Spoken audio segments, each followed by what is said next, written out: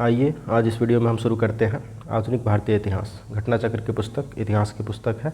इसका हम सेक्शन देखते हैं पहले आधुनिक भारतीय इतिहास, और इसमें हम पहले डिस्क्रिप्शन भी देखेंगे और साथ में MCQs भी देखेंगे। तो चलिए शुरू करते हैं। पहला टॉपिक है हमारा यूरोपीय कंपनियों का आगमन। तो वास्को डी गामा गुजराती पथ प्रदर्शक अहमद इब्न मजीद की सहायता से भारत के पश्चिमी तट पर स्थित बंदरगाह कालीकट पर 20 मई 1498 को पहुंचा। उसने यहां पहुंचकर भारत के नए समुद्री मार्ग की खोज की।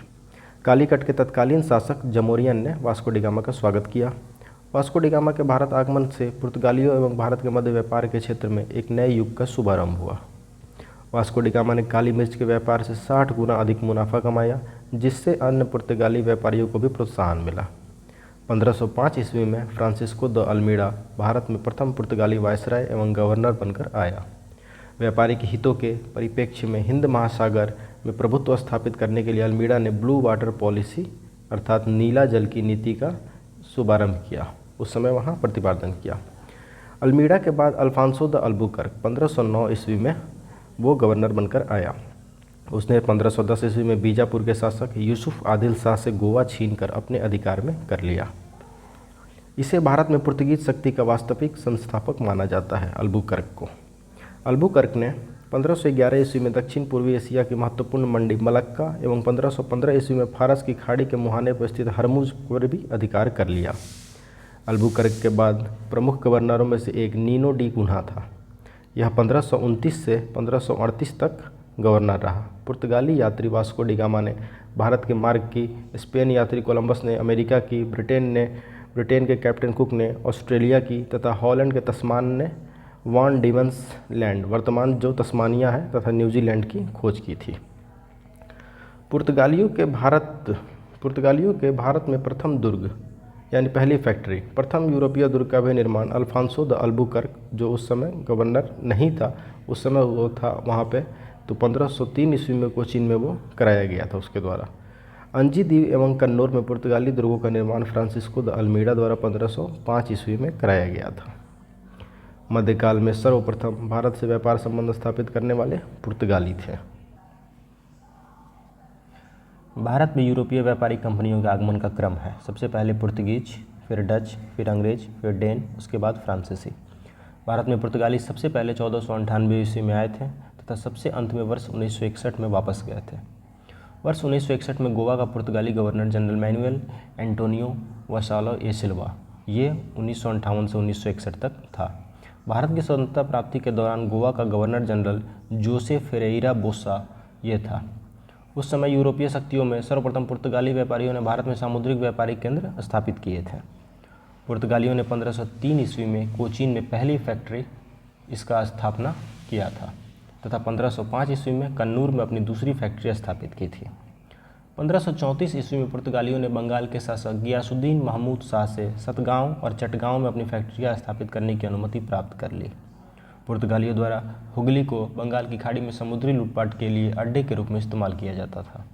1632 ईस्वी में मुगल बादशाह शाहजहां ने हुगली में पुर्तगाली बस्तियों को पूरी तरह नष्ट कर दिया और 1000 से अधिक पुर्तगाली निवासियों को बंदी बना लिया। कासिम बाजार की फैक्ट्री के प्रमुख जॉब चार्नक ने अंग्रेजों के व्यापार केंद्र के लिए हुगली के स्थान पर सुतानुती अथवा सुतनौती, जो कि कलकत्ता का स्थल है, उसको चुना था। कोच्चि 1814 ईस्वी में ब्रिटिश उपनिवेश के तहत शामिल हुआ। 1599 ईस्वी में इंग्लैंड में एक मर्चेंट एडवेंचर्स नामक दल ने अंग्रेजी ईस्ट इंडिया कंपनी अथवा the governor and company of Merchants of London trading into the east Indies इसकी स्थापना की थी। दिसंबर 1600 में ब्रिटेन की महारानी एलिजाबेथ प्रथम ने इसे पूर्व के साथ व्यापार हेतु 15 वर्षों के लिए अधिकार पत्र प्रदान किया था।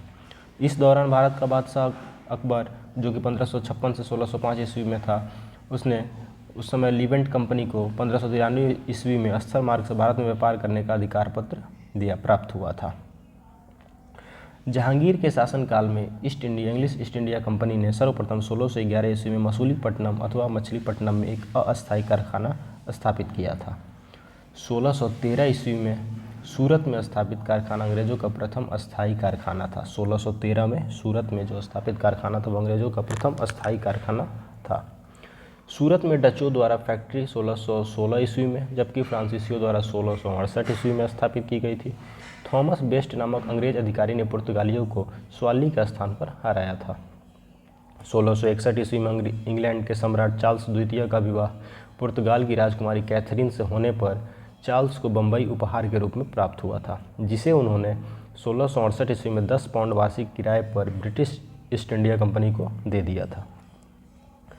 बम्बई के अंग्रेज गवर्नर जॉन चाइल्ड ने 1688 ईस्वी में बम्बई और पश्चिमी समुद्री तट के मुगल बंदरगाहों का घेरा डाला तथा मक्का जाने वाले हज यात्रियों को बंदी बनाने का प्रयास किया। फलस्वरूप उसे औरंगजेब ने भारत से निष्कासित करने का आदेश दिया था, सर जॉन चाइल्ड को।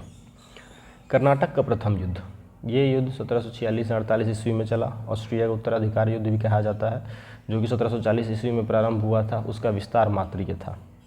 गृह सरकारों की आज्ञा के विरुद्ध ही दोनों दल अंग्रेज तथा फ्रांसीसियों में 1746 ईस्वी में युद्ध प्रारंभ हो गया। अंग्रेज कैप्टन बर्नेट के नेतृत्व में अंग्रेजी सेना द्वारा कुछ फ्रांसीसी जहाज़ों पर अधिकार कर लेना युद्ध का तात्कालिक कारण था।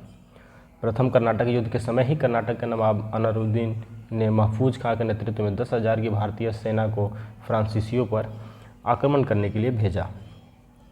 कैप्टन पैराडाइज के नेतृत्व में फ्रांसीसी सेना ने अडयार नदी पर स्थित सेंट थॉमे नामक स्थान पर नवाब की सेना को पराजित किया। यूरोप में युद्ध बंद होते ही कर्नाटक का प्रथम युद्ध समाप्त हो गया। एक्सा-सापेल की संधि, इससे ऑस्ट्रेलिया के उत्तराधिकार का युद्ध समाप्त हो गया तथा मद्रास अंग्रेजों को पुनः प्राप्त हो गया। डुप्ले ने पहली बार वे हथकंडे प्रयोग किए जो भारत को जीतने के लिए अंग्रेजों के मार्गदर्शक बने। यह डुप्ले ही था जिसने पहली बार यूरोपीय सेना को भारतीय राजदरबारों में भारतीय व्यय पर नियुक्त करवाया तथा जिसने पहली बार यूरोपीय हितों के लिए भारतीय राजनीति में हस्तक्षेप किया तथा भारत में यूरोपीय साम्राज्य की नींव रखी। लुई 14वें के मंत्री कॉलबर्ट द्वारा 1664 ईस्वी में फ्रेंच ईस्ट इंडिया कंपनी की स्थापना हुई, जिसे कंपनी देश इंदेश ओरिएंटलिस कहा गया। फ्रांसीसी कंपनी का निर्माण राज्य द्वारा हुआ और राज्य ही इसका सारा खर्च देता था। 1667 ईस्वी में फ्रांसिस कैरो के नेतृत्व में एक अभियान दल भारत के लिए रवाना हुआ, जिसने 1668 ईस्वी में सूरत में अपने पहले व्यापारिक कारखाने की स्थापना की। मैर कारा गोलकुंडा के सुल्तान से एक अधिकार पत्र प्राप्त कर 1669 ईस्वी में मसूलीपट्टनम में दूसरी फ्रांसीसी कोठी स्थापित की गई। डचों ने अपनी प्रथम फैक्ट्री की स्थापना मसूलीपट्टनम में की थी। डचों की बंगाल में पहली कंपनी पिपली में 1627 ईस्वी में स्थापित हुई। इसके कुछ ही दिनों बाद डच पिपली से बालासोर चले आए, परंतु बंगाल में डचों का व्यापार सही ढंग से 1653 ईस्वी में शुरू हुआ, जब उन्होंने चिंसूरा में अपनी कंपनी स्थापित की। चिंसूरा के डच किले को गुस्तावुस फोर्ट के नाम से जानते थे। यूरोप वासियों को सर्वोत्तम सोरा और अफीम बिहार से प्राप्त होता था। अंग्रेजी शासनकाल में बिहार अफीम उत्पादन हेतु प्रसिद्ध था। भारत में यूरोपीय शक्तियों के आगमन का क्रम इस प्रकार है: पुर्तगीज, डच, अंग्रेज, डेन, फ्रांसीसी, जबकि इनकी कंपनियों का स्थापना का वर्ष निम्नानुसार है। पुर्तगीज कंपनी 1498 में, डच ईस्ट इंडिया कंपनी 1602 में, अंग्रेजी ईस्ट इंडिया कंपनी 1600 में, डेन ईस्ट इंडिया कंपनी 1616 में स्थापना वर्ष, कंपनी देश इंदेश ओरिएंटलिस 1664 ईस्वी में। अब आइए हम देखते हैं प्रश्न, MCQs देखते हैं। वास्को डी गामा कालीकट पर किस वर्ष आया? 1498 में। वास्को डी गामा कालीकट आया 1498 में। निम्न में से कौन नीला जल नीति यानी ब्लू वाटर पॉलिसी से संबंधित है? ये किसका था? फ्रांसिसो द अल्मीडा का। मध्यकाल में सर्वप्रथम भारत से व्यापार संबंध स्थापित करने वाले कौन थे? पुर्तगालीज थे। वास्को डी गामा भारत कब आया था? 1498 में। पुर्तगीज उपनिवेश का प्रथम वायसराय भारत में कौन हुआ? अल्मीडा हुआ। निम्न में से किसने वास्को डी गामा का कालीकट में स्वागत किया था? जमोरिन, वहाँ के शासक जमोरिन ने। इसे मिलान करें। वास्को डी गामा, ये मिलान करना है। वास्को डी गामा पुर्तगाल, Christopher Columbus Spain, Captain Cook Great Britain, Tasman Holland. भारत में पुर्तगाली शक्ति का वास्तविक संस्थापक किसे माना जाता है? कौन था? अल्बुकर्क। अगला प्रश्न है, भारत में यूरोपीय शक्तियों में प्रवेश के संदर्भ में निम्न में से कौन सा कथन सही नहीं है? पुर्तगालियों ने 1499 में गोवा पर कब्जा किया था। ये स्टेटमेंट सही नहीं है, जो कि 1499 नहीं 1510 में किया था। फरवरी 1510 में बीजापुर के आदिल शाही सुल्तान से गोवा को जीतना अल्बुकर्क की पहली महत्वपूर्ण उपलब्धि थी। पुर्तगालियों ने भारत में निम्न में से किस स्थान पर प्रथम दुर्ग का निर्माण किया था? कोचीन में। किन यूरोपियों ने भारत में प्रथम प्रथमतः सामुद्रिक व्यापारिक केंद्र स्थापित किए थे पुर्तगालियों ने। बंगाल की निम्नलिखित फैक्ट्रियों में से एक जो पुर्तगालियों द्वारा स्थापित की गई थी वह कौन सी थी? हुगली। पांडिचेरी वर्तमान पुडुचेरी के संदर्भ में निम्न कथनों पर विचार करिए। पहला कथन है पांडिचेरी पर कब्जा करने वाली पहली यूरोपीय शक्ति पुर्तगाली थी। दूसरा कथन है पांडिचेरी पर कब्जा करने वाली दूसरी यूरोपीय शक्ति फ्रांसीसी थे। तीसरा कथन है अंग्रेजों ने कभी पांडिचेरी पर कब्जा नहीं किया। इसमें से उपयुक्त में से कौन सा कथन सही है? तो इसमें से केवल जो है वो पहला कथन सही है कि पांडिचेरी पर कब्जा करने वाले पहले यूरोपीय शक्ति पुर्तगालीज थे। अगला प्रश्न है हुगली को बंगाल की खाड़ी में समुद्री लूटपाट के लिए किसने अड्डा बनाया था? पुर्तगालियों ने बनाया था। पुर्तगालियों द्वारा हुगली को बंगाल की खाड़ी में समुद्री लूटपाट के लिए अड्डे के रूप में इस्तेमाल किया जाता था। बंगाल की खाड़ी में समुद्री डकैती हेतु हुगली का उपयोग कौन करता था? पुर्तगाली। निम्न में से कौन कलकत्ता का संस्थापक था? Job Charnock. कासिम बाजार की फैक्ट्री के प्रमुख जॉब चार्नॉक ने अंग्रेजों के व्यापार केंद्र के लिए हुगली के स्थान पर सुतानूती अथवा सुतनौती जो कलकत्ता का स्थल था उसको चुना। उसे ही कलकत्ता का संस्थापक भी माना जाता है, जॉब चार्नॉक को। हालांकि मई 2003 में दिए गए अपने निर्णय में कलकत्ता उच्च न्यायालय की एक खंडपीठ ने जॉब चार्नॉक को कलकत्ता का संस्थापक न मानते हुए कहा कि कलकत्ता जॉब चार्नॉक के आगमन से पूर्व अस्तित्व में था तथा इस आधार पर कलकत्ता का स्थापना 24 अगस्त 1690 दिवस जो कि फाउंडेशन डे भी नहीं माना जा सकता है क्योंकि ये पहले से ही अस्तित्व में था। कलकत्ता किसने बसाया? जॉब चार्नॉक ने। निम्न में से किस स्थान पर भारत में प्रथम नगर निगम स्थापित किया गया था? मद्रास में। आधुनिक भारत में पहला नगर निगम 1688 ईस्वी में मद्रास के पूर्व प्रेसिडेंसी शहर में स्थापित किया गया था। भारत के साथ व्यापार के लिए सर्वप्रथम संयुक्त पूंजी कंपनी किन लोगों ने आरंभ की? डचों ने। भारत के साथ व्यापार के लिए सर्वप्रथम संयुक्त पूंजी कंपनी 1599 ईस्वी में लंदन में स्थापित अंग्रेजी east India company the governor and company of Merchants of London trading into the East Indies थी। इसके बाद 1602 ईस्वी में डच यानी हॉलैंड संसद द्वारा पारित प्रस्ताव से एक संयुक्त डच ईस्ट इंडिया कंपनी की स्थापना हुई। तो विकल्प में ब्रिटेन यहाँ पर नहीं है, इसलिए हमारा उत्तर यहाँ पर डच होगा। निम्न कथनों में से कौन सा एक सही है?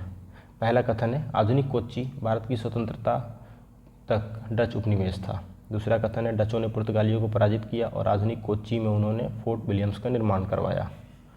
आधुनिक कोच्चि पहले डच उपनिवेश था जिस पर बाद में पुर्तगालियों का अधिकार हुआ। आधुनिक कोच्चि कभी भी ब्रिटिश उपनिवेश का भाग नहीं था। तो इसमें से केवल कथन बी सही है। बी है कि जो डचों ने पुर्तगालियों को पराजित किया और आधुनिक कोच्चि में उन्होंने फोर्ट विलियम्स का निर्माण करवाया। अगला प्रश्न है हमारा भारत में ईस्ट इंडिया कंपनी की सफलता का राज क्या था? भारत में राष्ट्रीय भावना की कमी, बिल्कुल सही है। कंपनी की सेना को पश्चिमी प्रशिक्षण मिला था तथा उनके पास आधुनिक हथियार थे, ये भी सही है। भारतीय सैनिकों में राष्ट्रीय भावना का अभाव था जिसके फलस्वरूप कोई जो उन्हें अच्छा वेतन दे अपनी सेवा में लगा सकता था। तो उपयुक्त तीनों कथन सही हैं, इसलिए भारत में ईस्ट इंडिया कंपनी सफल हुई। निम्नलिखित ब्रिटिश कंपनियों में से किसे भारत में व्यापार करने का पहला अधिकार पत्र प्राप्त हुआ था? लीवेंट कंपनी को पहला अधिकार पत्र प्राप्त हुआ था। लीवेंट कंपनी को 1593 में स्थल मार्ग से भारत में व्यापार करने का अधिकार पत्र प्राप्त हुआ था। 31 दिसंबर 1600 को महारानी एलिजाबेथ प्रथम ने the governor and company of Merchants of London trading into the East Indies को समुद्री मार्ग से ईस्ट इंडीज़ के साथ व्यापार करने का पहला अधिकार पत्र प्रदान किया था। 1702 ईस्वी में इसने न्यू कंपनी तथा महारानी एनी के साथ मिलकर एक त्रिपक्षीय इकरारनामा किया जिसके तहत पुरानी कंपनी 7 साल के भीतर खुद को बंद कर देगी तथा 1709 ईस्वी में दोनों कंपनियां मिलकर नए नाम United Company of Merchants of England Trading to the East Indies के रूप में अपने व्यापार को बढ़ाएगी। यह कंपनी सामान्यतः ईस्ट इंडिया कंपनी के नाम से प्रसिद्ध हुई। लंदन में ब्रिटिश ईस्ट इंडिया कंपनी के गठन के समय भारत का बादशाह कौन था? उस समय अकबर।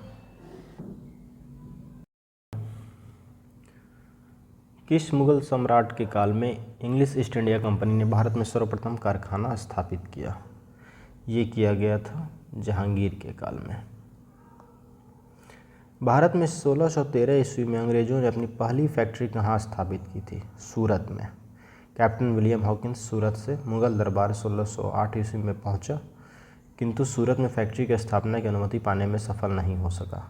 1611 ईस्वी में पुर्तगालियों के विरोध के बावजूद कैप्टन मिडल्टन सूरत के समीप सवाली पहुंचा और मुगल गवर्नर से वहां व्यापार करने की अनुमति पाने में सफल हो गया। कैप्टन थॉमस बेस्ट द्वारा सूरत के बंदरगाह की विजय ने पुर्तगाली एकाधिकार की निरंतरता को भंग किया तथा तदोपरांत अंग्रेजों ने सूरत में 1613 ईस्वी में स्थायी रूप से एक फैक्ट्री स्थापित की। यहाँ से अंग्रेजों ने अपने व्यापार को देश के दूसरे भागों में फैलाया तथा शीघ्र ही अहमदाबाद, बुरहानपुर, अजमेर तथा आगरा में सहयोगी फैक्ट्रियाँ स्थापित की। इंग्लिश ईस्ट इंडिया कंपनी का कारखाना या कारखाने कहाँ स्थित हैं? ये नीचे दिए गए कूटों का प्रयोग करके सही उत्तर चुनना है। भरूच, चित्राकोल या त्रिचिनोपल्ली। तो इसका सही उत्तर है भरूच में। आइए इसका एक्सप्लेनेशन देखते हैं। 17वीं शताब्दी के पहले चतुर्थांश 1625 ईस्वी तक ईस्ट इंडिया कंपनी ने सूरत, भरूच, बुरहानपुर, अहमदाबाद और आगरा में अपने कारखाने स्थापित कर लिए थे। ईस्ट इंडिया कंपनी की प्रथम फैक्ट्री स्थापित की गई थी कहाँ पे? सूरत में। निम्नलिखित में से किस अंग्रेज अधिकारी ने पुर्तगालियों को सवाली के स्थान पर हराया था? सवाली के स्थान पर हराने वाला अंग्रेज शासक था थॉमस बेस्ट।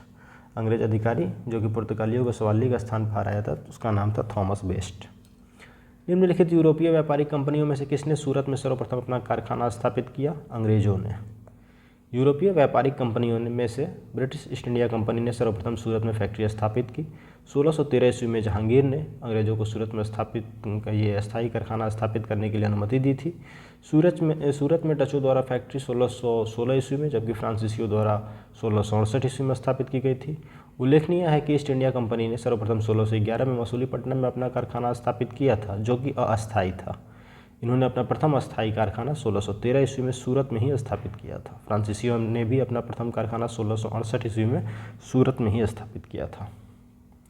वर्ष 1613 में अंग्रेजी ईस्ट इंडिया कंपनी को कहाँ एक कारखाना स्थापित करने की अनुमति मिली? ये मिली थी सूरत में। ईस्ट इंडिया कंपनी के प्रारंभिक दौर में वेस्टर्न प्रेसिडेंसी कहाँ थी?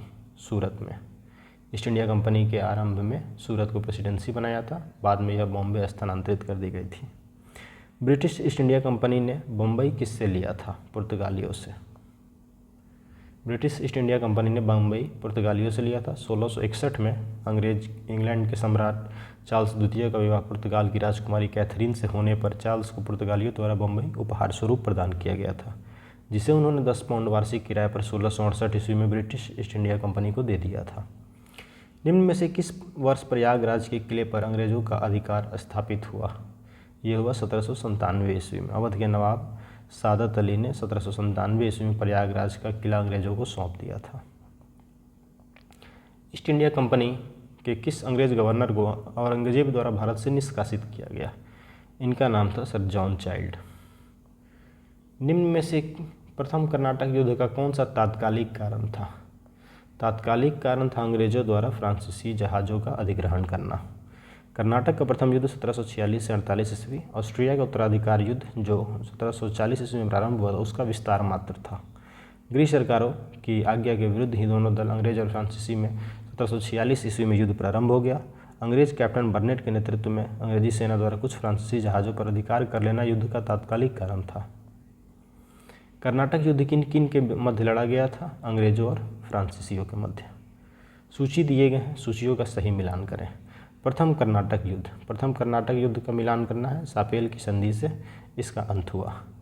उसके बाद है तृतीय कर्नाटक युद्ध पेरिस की संधि से इसका अंत हुआ। द्वितीय कर्नाटक युद्ध का अंत हुआ, ये अनिर्णायक रहा। और प्रथम मैसूर युद्ध, इसमें ब्रिटिश की हार हुई। निम्न में से कौन सा एक सही सुमेलित नहीं है? कर्नाटक का प्रथम युद्ध 1746-48, या द्वितीय युद्ध 1750 से 52, या तृतीय युद्ध 1758 से 1763, या पानीपत का तृतीय युद्ध 1761। तो इसमें बी जो है वो सही सुमेलित नहीं है। 1750 से 1752 जो दिया हुआ है वो गलत है। कर्नाटक का द्वितीय युद्ध ये वाला गलत है। तो इसका सही उत्तर है हमारा कर्नाटक का प्रथम युद्ध 1746 से 48 चला, कर्नाटक का द्वितीय युद्ध 1749 से 54 चला, कर्नाटक का तृतीय युद्ध 1758 से 63, पानीपत का तृतीय युद्ध 1761। उल्लेखनीय है कि भारत में अंग्रेजों और फ्रांसीसियों के बीच लड़े गए युद्ध को कर्नाटक युद्ध के नाम से जाना जाता है। निम्न में से कौन सा प्रथम यूरोपियन व्यक्ति था जिसने भू क्षेत्र अर्जित करने के उद्देश्य से भारतीय राजाओं के झगड़ों में भाग लेने की नीति आरंभ की? डुप्ले था। ये डुप्ले ने पहली बार वे हथकंडे प्रयोग किए जो भारत को जीतने के लिए अंग्रेजों के मार्गदर्शक बने। डुप्ले प्रथम यूरोपियन था जिसने भू क्षेत्र अर्जित करने के उद्देश्य से भारतीय राजाओं के झगड़ों में भाग लेने की नीति आरंभ कर दी। या डुप्ले ही था जिसने पहली बार यूरोपीय सेना को भारतीय राज दरबारों में भारतीय व्यय पर नियुक्त करवाया था, जिसने पहली बार यूरोपीय हितों के लिए भारतीय राजनीति में हस्तक्षेप किया तथा भारत में यूरोपीय साम्राज्य की नींव रखी। उसके बारे में जीबी मालेशन ने लिखा है कि उसकी योजनाओं का प्रभाव उसके जाने के पश्चात भी रहा। वह भूमि जिसे उसने अपनी सूझबूझ से जोता था तथा उर्वर बनाया और वह क्षमता जो उसने दर्शाई उसके लौटने के तुरंत पश्चात उसके प्रतिद्वंदियों ने उपयोग की और उससे अधिक लाभ उठाया। भारत में फ्रांसीसियों ने अपना सबसे पहला खरखाना कहाँ पे लगाया? ये सूरत में लगाया फ्रांसीसियों ने। लुई 14वें के मंत्री कॉलबर्ट द्वारा 1664 में फ्रेंच ईस्ट इंडिया कंपनी की स्थापना हुई, जिसे कंपनी देश इंदेश ओरिएंटलेस कहा गया। फ्रांसीसी कंपनी का निर्माण राज्य द्वारा हुआ और राज्य ही इसका सारा खर्चा देता था। 1667 ईस्वी में फ्रांसिस कैरो के नेतृत्व में एक अभियान दल भारत के लिए रवाना हुआ, जिसने 1668 ईस्वी में सूरत में अपने पहले व्यापारिक कारखाने की स्थापना की। फ्रांसीसी ईस्ट इंडिया कंपनी संस्थापित हुई थी किसके काल में? लुई 14वें के शासनकाल में। निम्न में से किसे भारत में फ्रांसीसी कंपनी का संस्थापक माना जाता है? कॉलबर्ट को माना जाता है। बंगाल में निम्न में से कौन सा कारखाना डचों ने स्थापित किया था? चिंसुरा और हुगली का। डचों की बंगाल में पहली कंपनी पिपली में 1627 ईस्वी में स्थापित हुई। इसके कुछ ही दिनों बाद डच पिपली से बालासोर चले आए। बंगाल में डचों ने 1635 ईस्वी में प्रारंभ कर 1656 ईस्वी के बीच कुछ समय तक हुगली में फैक्ट्री का संचालन किया। 1656 ईस्वी के बाद हुगली के ही एक गांव चिंसुरा में 1653 ईस्वी में स्थापित फैक्ट्री डचों के व्यापार का मुख्य केंद्र बनी। स्पष्ट है कि दिए गए विकल्पों में डचों का कारखाना चिंसुरा हुगली के एक ग्राम के साथ साथ हुगली मुख्यालय में भी था। 17वीं शताब्दी के समाप्त होने तक डच कंपनियां कासिम बाजार, पटना, ढाका, मालदा, बालासोर, बारंगोर, जुगदिया, फतवा आदि स्थानों पर स्थापित हो चुकी थी। डच ईस्ट इंडिया कंपनी ने किस वर्ष अपनी फैक्ट्री पटना में स्थापित की? 1632 ईस्वी में। अगला प्रश्न है, फ्रांसीसी दक्कन में शक्ति आंदोलन स्थापित करने में असफल रहे, क्यों? क्योंकि अंग्रेजों की फौज शक्तिशाली थी। फ्रांसीसियों की पराजय का एक मुख्य कारण उनकी कमजोर नौसेना थी। वोल्टेयर के अनुसार ऑस्ट्रिया के उत्तराधिकार युद्ध के समय फ्रांस की जलशक्ति का इतना ह्रास हुआ कि सप्तवर्षीय युद्ध के समय उनके पास एक भी जलपोत नहीं था। दूसरी ओर अंग्रेजों के पास एक शक्तिशाली सेना थी। निम्न यूरोपीय शक्तियों ने भारतीय व्यापार में समय समय पर प्रवेश किया।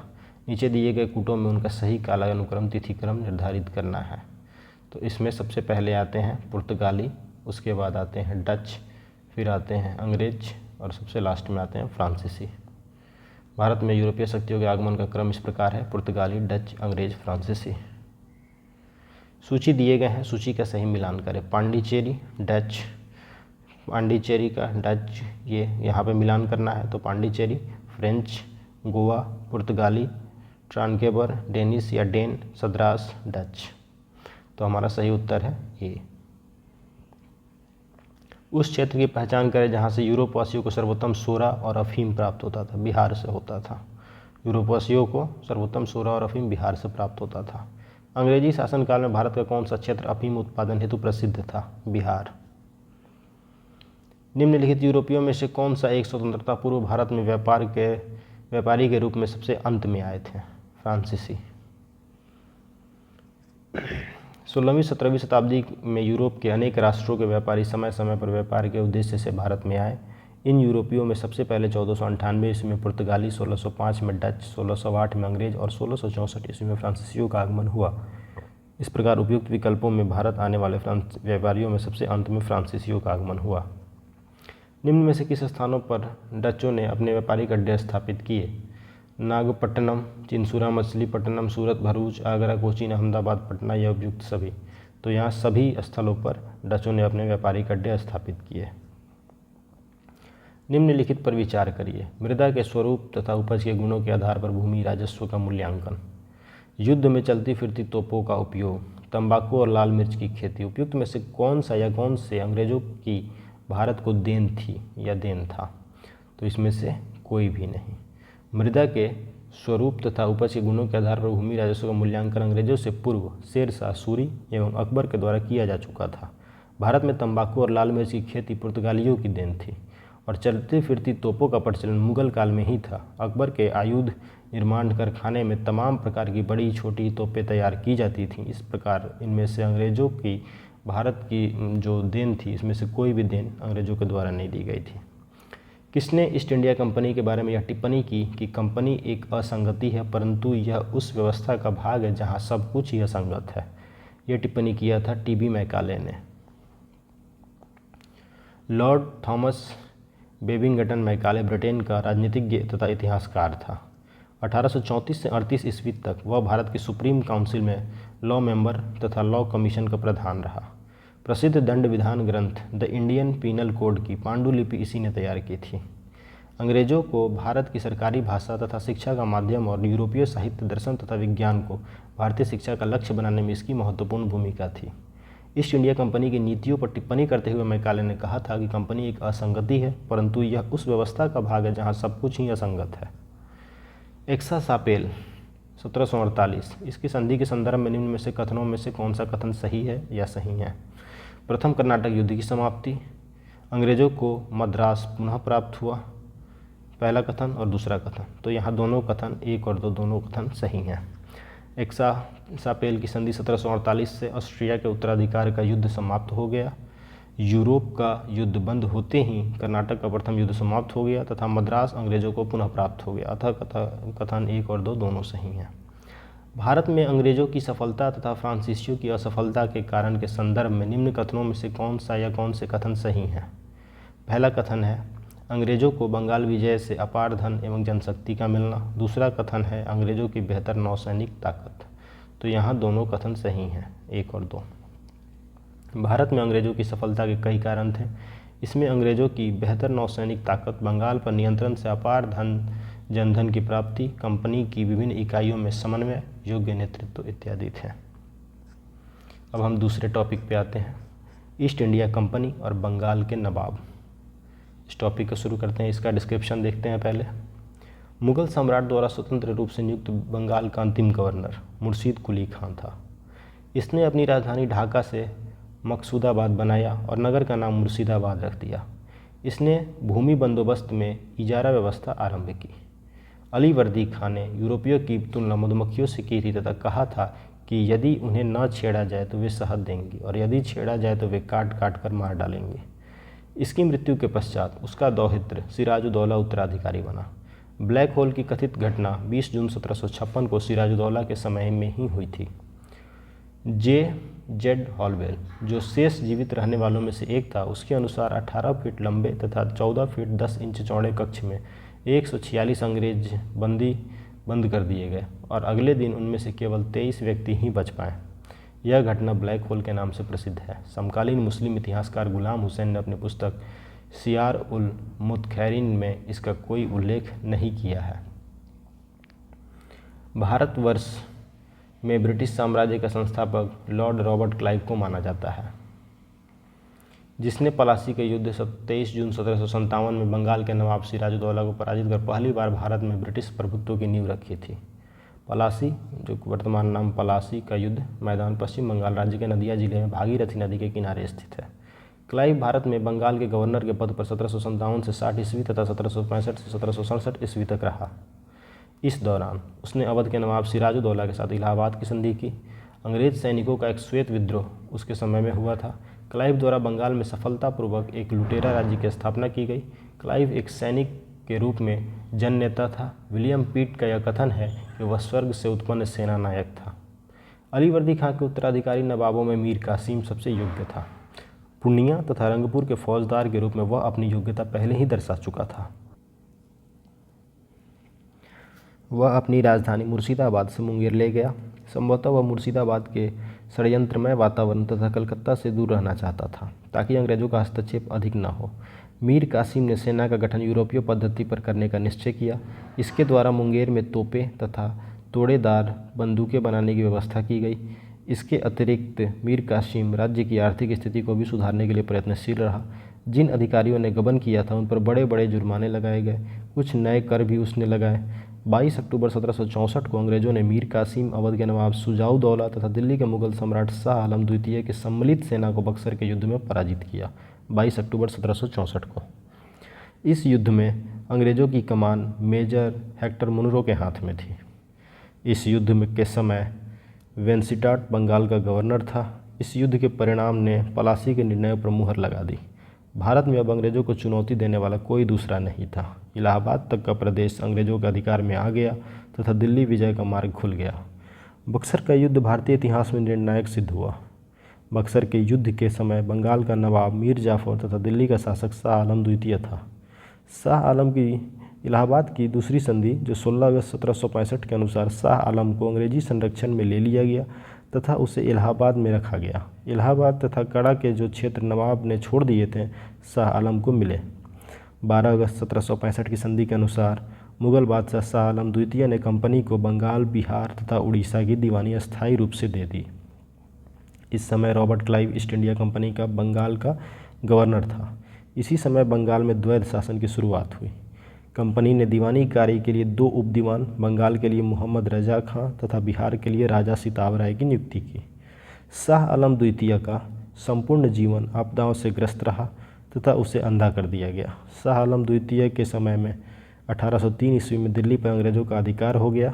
शाह आलम द्वितीय तथा उसके 2 उत्तराधिकारी अकबर द्वितीय और बहादुर शाह द्वितीय ईस्ट इंडिया कंपनी के पेंशन भोगी मात्र बनकर रहे। 1765 ईस्वी में अंग्रेजों द्वारा सिलहट की दीवानी प्राप्त की गई तथा बर्मा युद्ध के बाद स्कॉट द्वारा सिलहट को जयंतिया तथा गारो पहाड़ी क्षेत्रों से जोड़ने के लिए सड़कों का निर्माण किया जाने लगा, जिसके विरोध स्वरूप इन पहाड़ियों पर रहने वाली खासी जनजाति के लोगों ने अपने नेता तीरथ सिंह के नेतृत्व में विद्रोह कर दिया था। के.एम. पनिकर ने कहा है कि 1765 से 1772 ईस्वी तक कंपनी ने बंगाल में डाकुओं का राज्य स्थापित कर दिया। अब हम देखते हैं MCQs। निम्न में से कौन सा एक मुगल सम्राट द्वारा नियुक्त बंगाल का अंतिम गवर्नर था? मुर्शीद कुली खां। मुगल सम्राट फारूक सियर द्वारा 1717 ईस्वी में मुर्शीद कुली खां को बंगाल का गवर्नर यानी सूबेदार नियुक्त किया गया। मुर्शीद कुली खां की मृत्यु के पश्चात उसका दामाद शुजाउद्दीन बंगाल का सूबेदार बना, जिसे तत्कालीन मुगल सम्राट मोहम्मद शाह रंगीला द्वारा मान्यता प्रदान की गई। अतः मुगल सम्राट द्वारा नियुक्त बंगाल का अंतिम गवर्नर मुर्शीद कुली खां था। मुगल बादशाह द्वारा नियुक्त बंगाल का अंतिम सूबेदार कौन था? मुर्शीद कुली खां। निम्न में से कौन सा एक युद्ध था जिसने भारत में ब्रिटिश प्रभुत्व को प्रारंभ किया? प्लासी का युद्ध। भारत में ब्रिटिश प्रभुत्व को प्रारंभ करने का श्रेय प्लासी के युद्ध को जाता है। प्लासी के युद्ध 23 जून 1757 में रॉबर्ट क्लाइव के नेतृत्व में अंग्रेजों ने बंगाल के नवाब सिराजुद्दौला को पराजित किया। नवाब की सेना 3 राजद्रोहियों मीर जाफर, यार लतीफ़ और राय दुर्लभ के सेना नायकत्व में थी। नवाब की एक अग्रगामी टुकड़ी ने नेता मीर मदन तथा मोहन लाल उसमें थे। सहसा एक गोली से रणभूमि में ही मीर मदन मारा गया।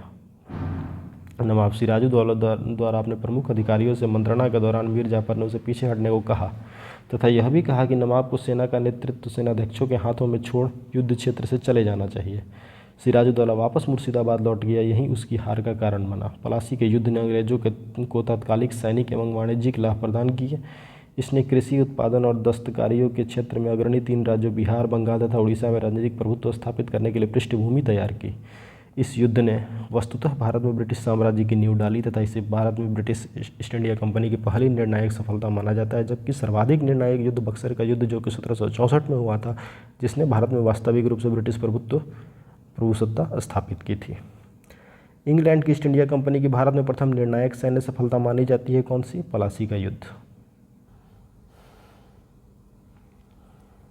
अगला प्रश्न है, प्लासी का युद्ध लड़ा गया था वर्ष 1757 में। सिराजुद्दौला लॉर्ड क्लाइव द्वारा परास्त हुआ था कौन से युद्ध में? प्लासी के युद्ध में। भारतवर्ष में ब्रिटिश साम्राज्य का संस्थापक कौन था? Lord Robert Clive.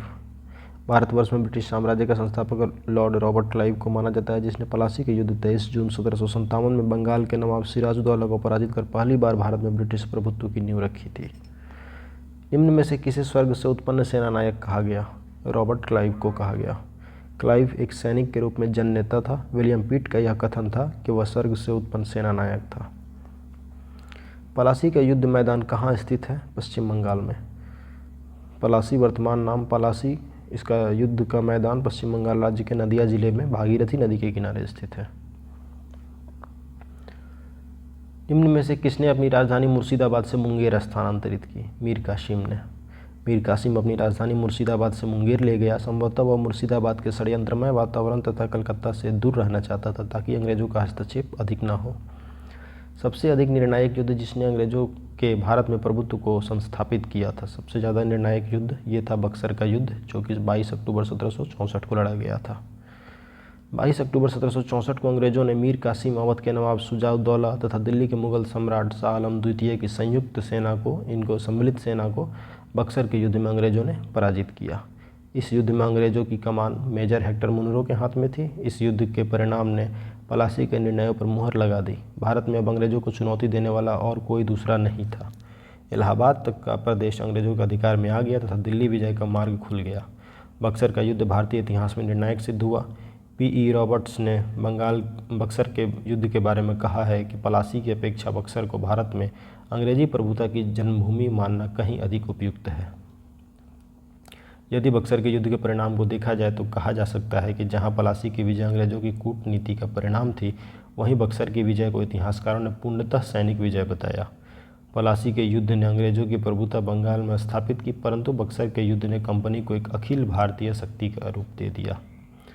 अंग्रेजी ईस्ट इंडिया कंपनी द्वारा लड़े गए निम्न युद्धों में से कौन सा सर्वाधिक निर्णायक था? बक्सर की युद्ध। बक्सर का लड़ाई जो था वो सबसे अधिक निर्णायक था। निम्न में से कौन सा युद्ध भारत में अंग्रेज़ों के आधिपत्य की स्थापना की दृष्टि से सबसे महत्वपूर्ण समझा जाता है? बक्सर का युद्ध। बक्सर के युद्ध के समय दिल्ली का शासक कौन था? शाह आलम द्वितीय। बक्सर की लड़ाई के समय बंगाल का नवाब कौन था? मीर जाफ़र। निम्न में से जिस एक शासक ने ईस्ट इंडिया कंपनी को दीवानी प्रदान की थी वह कौन था? शाह आलम द्वितीय। इलाहाबाद की दूसरी संधि 16 अगस्त 1765 के अनुसार शाह आलम को अंग्रेजी संरक्षण में ले लिया गया तथा उसे इलाहाबाद में रखा गया। इलाहाबाद तथा कड़ा के जो क्षेत्र नवाब ने छोड़ दिए थे शाह आलम को मिले।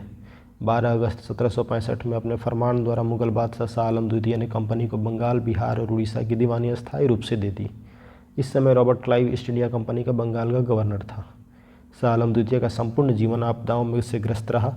उसे 1788 ईस्वी में अंधा कर दिया गया। शाह आलम द्वितीय के समय में 1803 ईस्वी में दिल्ली पर अंग्रेज़ों का अधिकार हो गया। शाह आलम द्वितीय तथा उसके दो उत्तराधिकारी अकबर द्वितीय और बहादुर शाह द्वितीय ईस्ट इंडिया कंपनी के पेंशन भोगी मात्र बनकर रह गए। अगला प्रश्न है 1765 ईस्वी में ईस्ट इंडिया कंपनी को बंगाल की दीवानी किसने प्रदान किया? मुगल सम्राट ने। किस गवर्नर के कार्यकाल में ईस्ट इंडिया कंपनी को शहंशाह शाह आलम द्वारा बंगाल, बिहार और उड़ीसा के दीवानी अधिकार दिए गए? ये लॉर्ड क्लाइव में। लॉर्ड क्लाइव के कार्यकाल में तीनों की दीवानी प्राप्त हुए। सम्राट शाह आलम द्वितीय ने ईस्ट इंडिया कंपनी को बंगाल, बिहार तथा उड़ीसा की दीवानी प्रदान की कब? 12 अगस्त 1765 को। इलाहाबाद की संधि के बाद रॉबर्ट क्लाइव ने मुर्शिदाबाद का उपदीवान किसे बनाया? मोहम्मद रजा खां को। इलाहाबाद की दूसरी संधि 16 अगस्त 1765 के अनुसार भागोड़े सम्राट शाह आलम को अंग्रेजी संरक्षण में ले लिया गया तथा उसे इलाहाबाद में रखा गया। शाह आलम ने उपयुक्त संधि के प्रावधान द्वारा कंपनी को बंगाल, बिहार, उड़ीसा की दीवानी अस्थायी रूप से दे दी। नज्म उद दौला को बंगाल का नवाब स्वीकार किया, जिसके बदले नवाब द्वारा सम्राट को 26 लाख रुपये वार्षिकी अदा करना था। इस समय कंपनी सीधे कर संग्रह करने का भार न तो लेना चाहती थी और न ही उसके पास ऐसी क्षमता थी। कंपनी ने दीवानी कार्य के लिए दो उपदीवान, बंगाल के लिए मोहम्मद रजा खां और बिहार के लिए राजा सिताब राय की नियुक्ति की। मोहम्मद रजा खां उपनाजिम के रूप में भी कार्य करते थे। इस प्रकार समस्त दीवानी तथा निजामत का कार्य भारतीयों द्वारा ही चलता था, यद्यपि अधिकार कंपनी के हाथ में था। 1765 ईस्वी में दीवानी प्रदान किए जाने के बाद ब्रिटिश सबसे पहले निम्न में से किस पर्वतीय जनजाति के संपर्क में आए? ये खासी जनजाति के संपर्क में आए। अवध सल्तनत के हिंदू नायब वजीर के संदर्भ में निम्न कथनों में कौन सा या कौन से कथन सही हैं? पहला कथन है राजा टिकैत राय नवाब आसूफउद्दौला के अर्थमंत्री थे। ये कथन सही है। अवध के नवाबों के राज्य में सामान्यतः कतिपय हिंदू जातियों के लोगों को उच्च स्थान प्राप्त था। ये भी कथन सत्य है। 1 और 2 दोनों। 18वें शतक में भारत में लड़े गए युद्धों का निम्न में से सही कालानुक्रम क्या है? सबसे पहले बांडीवास का युद्ध होता है, या फिर ये अंबर का युद्ध होता है, या प्लासी का युद्ध होता है, या बक्सर का युद्ध होता है? तो सबसे पहले होता है अंबर का युद्ध, फिर प्लासी का युद्ध, फिर बांडीवास का युद्ध और सबसे लास्ट में बक्सर का युद्ध। इनका कालानुक्रम है। अंबर का युद्ध लड़ा गया अगस्त 1749 में। प्लासी का युद्ध हुआ जून 1757 में। वांडीवास का युद्ध हुआ जनवरी 1760 में अंग्रेजों और फ्रांसीसियों के बीच, और बक्सर का युद्ध हुआ अक्टूबर 1764 में। मीर कासिम, अवध के नवाब शुजाउद्दौला एवं मुगल सम्राट शाह आलम द्वितीय तीनों मिलकर संयुक्त रूप से अंग्रेजों से लड़े और हार गए। उस फ्रांसीसी सेनापति का नाम बताइए जो 1760 के वांडीवास युद्ध में पराजित हुआ था। काउंट लाली। ये फ्रांसीसी सेनापति का नाम काउंट लाली था। वांडीवास का युद्ध 1760 में, इसमें किसने किसे हराया? ब्रिटिश ने फ्रेंच को हराया। 1760 का प्रसिद्ध वांडीवास युद्ध अंग्रेजों द्वारा किसके खिलाफ लड़ा गया? फ्रांसीसियों के खिलाफ। निम्न में से कौन सा युग में सुमेलित है? वांडीवास का युद्ध फ्रांसीसी विरुद्ध ईस्ट इंडिया कंपनी, ये सत्य है। बक्सर का युद्ध 22 अक्टूबर 1764 को अवध के नवाब शुजाउद्दौला, मुगल सम्राट शाह आलम तथा मीर कासिम के संयुक्त सेनाओं और अंग्रेजों के मध्य लड़ा गया था। वांडीवास का युद्ध 22 जनवरी 1760 को अंग्रेजों और फ्रांसीसियों के मध्य हुआ था। इस युद्ध में फ्रांसीसी पराजित हुए। यही पराजय भारत में उनके पतन की शुरुआत थी। चिलियांवाला का युद्ध 13 जनवरी 1849 को लड़ा गया। इस युद्ध में अंग्रेजी सेना का नेतृत्व लॉर्ड गफ ने किया तथा सिख सेना शेर सिंह के नेतृत्व में लड़ी। यह युद्ध अनिर्णित समाप्त हुआ। इस युद्ध के समय भारत का गवर्नर जनरल लॉर्ड डलहौजी था। खुर्दा का युद्ध 1795 ईस्वी में निजाम के विरुद्ध मराठों द्वारा लड़ा गया, जिसमें निजाम की हार हुई। अतः स्पष्ट है कि केवल युग में बी जो है वो सही है कि वांडीवास का युद्ध फ्रांसीसी विरुद्ध ईस्ट इंडिया कंपनी लड़ा गया। निम्न में से किसने भारत में अंग्रेजों का सर्वाधिक विरोध किया? मराठाओं ने। भारत में अंग्रेजों का सर्वाधिक विरोध मराठाओं द्वारा किया गया था। 3 आंग्ल मराठा युद्ध के बाद ही मराठा शक्ति को दबाया जा सका। मुगल साम्राज्य के खंडहरों पर मराठों ने अपने साम्राज्य की आधारशिला रखी। उन्हीं परिस्थितियों में अंग्रेजों ने भी लाभ उठाया। प्रथम आंग्ल मराठा युद्ध में अंग्रेजों को मुँह की खानी पड़ी। सालबाई की संधि से प्रथम युद्ध बंद हुआ। वेलेजली ने 1802 में अपने सहायक संधि के जाल में पेशवा को बांध लिया। 1818 ईस्वी में लॉर्ड हेस्टिंग ने मराठों की रही सही शक्ति को समाप्त करके ब्रिटिश सर्वोच्चता की स्थापना कर दी।